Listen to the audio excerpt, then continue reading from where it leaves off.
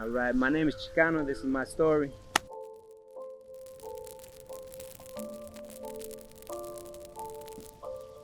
I grew up out here in Aurora, east side, west side, and all around. I was gone for a while. I've been back the last 3 years, but since I've been back, I started getting involved with the community.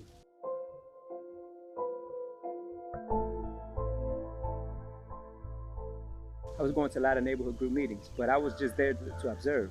I was there to see, because throughout Aurora they have neighborhood group meetings, and usually COP officers and aldermen, different city officials they come. They have the person that runs the group meeting from the neighborhood, so they have various people there. I was going to see what type of problems they're talking about, what type of issues they're working on, what's working, what's not working. As I'm trying to solve problems and issues in the community, whatever we have that we have to deal with, I don't want to just do it by going out lecturing, preaching, things like that. Like, let's talk about, let's work on these issues. But when somebody says, okay, there's a problem, let's not keep talking about it. Let's get down and find a solution. What can we do about it?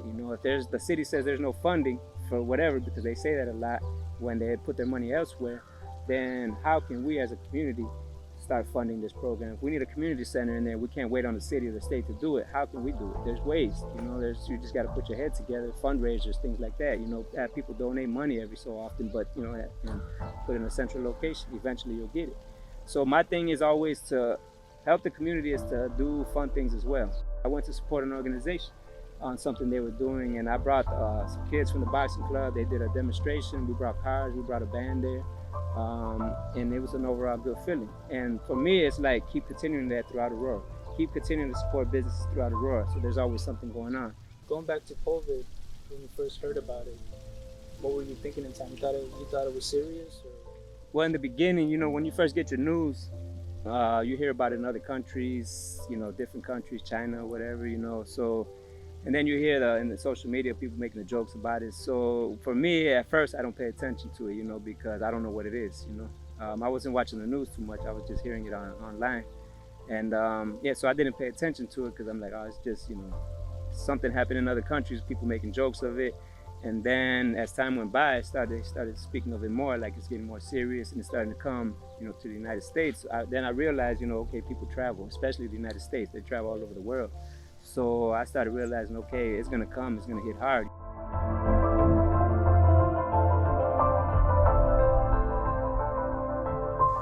During the beginning of the quarantine, they let all these stores, they had everything shut down. Most of the stores, they say only essential businesses. So then they had these big stores like Walmart, Meijer, things like that, where they sell food and clothes, so they can stay open because they sell food, just like any small grocery store or whatever.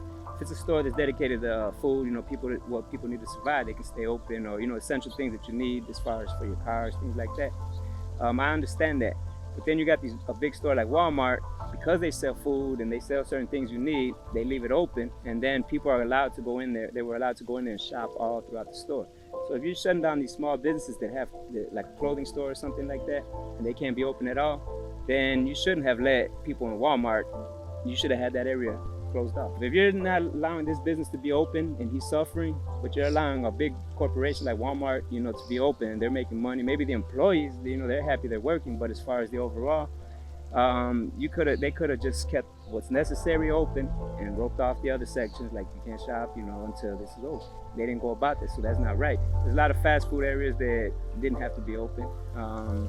And then they're open, and then they can get sick, they can catch it too, at the same time, they have masks and all that, and then we can still pass it back and forth because we're going through the drive-thru. I remember in the beginning when they shut it down, the mayor was, telling us, okay, we're on lockdown, this and that. And then he's advertising that he's going to drive-thrus, rather than, go inside a restaurant or something. And then later he shows that, he had the virus as well. And you can still catch it either way, you can be as careful as you want to, but you can still catch it because some of these businesses are open that don't need to be open. It puts a strain on you mentally, you know what I mean? You get frustrated and you feel like helpless or whatever, and for some people it makes them feel like they're going crazy or something. And since they didn't do it now, there may be another pandemic sometime in the future. They should plan for it now. To okay, how are we going to deal with it in the future? How are we going to better these things? We got to learn from what happened now for the future. Plan it out, and they can make a lot more better decisions.